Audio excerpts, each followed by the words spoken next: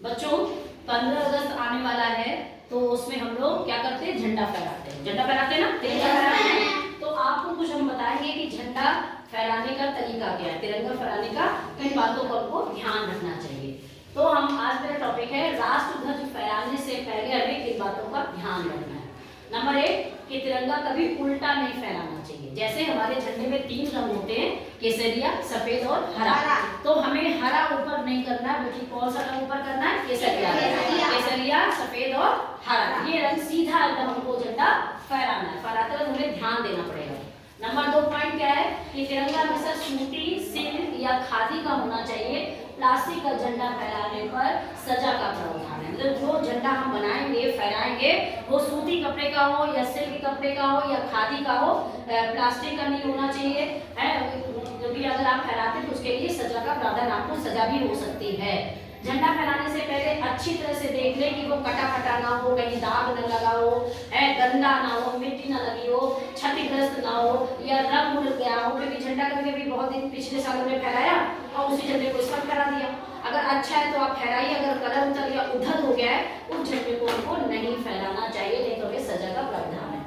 भारतीय ध्वज पर कुछ भी लिखना या बनाना कानून अपराध है। जैसे झंडा आपने फहराते, बच्चे क्या करते हैं कि झंडा फहर गया, उतार लेते हैं, उसके बाद उसमें उसकी जहाज बना लेते हैं, नाव बना लेते हैं, पंखा बना के फेंक देते हैं, उड़ा देते हैं। तो हमें झंडे का सम्मान करना है, तो हमें उससे कुछ भी चीज बनाना नहीं है, वो कानूनन अपराध है।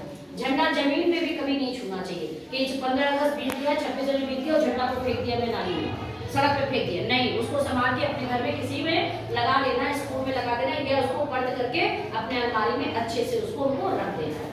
झंडा फहराओ तो उसके बगल में उससे ऊंचा कोई झंडा नहीं होना है। कहने का मतलब जब अपना देश का झंडा आप करें तो उसके बगल में उससे और डंडा ऊंचा करके दूसरा फ्लैग नहीं फहराना, ठीक है, दूसरा तिरंगा नहीं फहराना। झंडे के बाद से हमको बाकी झंडे और लगाना, जो झंडे भी हमको लगाने हैं। तो जैसे स्काउट गाइड का झंडा हम लोग लगाते हैं तो हमें झंडा पहले तिरंगा लगाएंगे, उसके बाद तब हमारा स्काउट का झंडा या किसी और संस्था, जो भी संस्था का झंडा लगना वो झंडा लगेगा।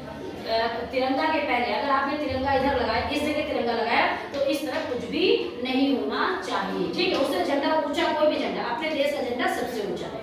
अगर झंडा फट जाए या रंग उतर जाए तो उसे जल में प्रभावित कर दे। अगर आपका झंडा फट गया, जल गया, क्या करेंगे, जल में आप उसको प्रभावित कर सकते हैं। झंडे का प्रयोग ऐसा जल में प्रभावित करें जो बहता जल, ये नहीं कि क्या तालाब में डाल दिया और तालाब में रुका हुआ पानी उसी में नाच रहा, फिर बच्चे उससे खेल रहे हैं, उसको फाड़ रहे हैं, या गाय भैंस अगर तालाब में तैर रही है तो बराबर बहते हुए पानी में आपको प्रभावित कर देना कि बह के वो चला जाएगा। झंडे का प्रयोग कभी कपड़े बनाने में नहीं करना चाहिए। जैसे आजकल फैशन में चल रहा है कि झंडा लोग क्या करते हैं कि झंडे के कलर के कपड़े खरीद लेते हैं और उसी का बनियान बना लिया, शर्ट बना लिया या मोछा बना के ओढ़ लेते हैं ना। तो आप कपड़ा खरीदिए, लेकिन जो झंडा बना हुआ है उस झंडे को आपको अपने उसको कपड़ा नहीं बनाना है, उसका शर्ट या कुर्ता कुछ भी आपको नहीं बनाना। तो बच्चों झंडा फहराने से पहले, खरीदने से पहले, खरीदते वक्त भी ध्यान रखें, कभी कभी दुकानदार छेद हुआ, फटा हुआ चुपके से दे देते हैं और हम लोग नहीं देखते और दुकानों पे भी हमें गलत सामान दे देते हैं। तो जब हम खरीदे दुकान पे तो सबसे पहले झंडे को खोल के उनको चेक करना चाहिए। तो ये सारी बातें हमको झंडे को जो है फहराने के पहले हमको ध्यान देना चाहिए। और अब 15 अगस्त आने वाला है और उसमें हम लोग इन बातों का ध्यान रखते हुए अपने झंडे को बनाएंगे और झंडे को हम फहराएंगे। तो समझ में आ गया?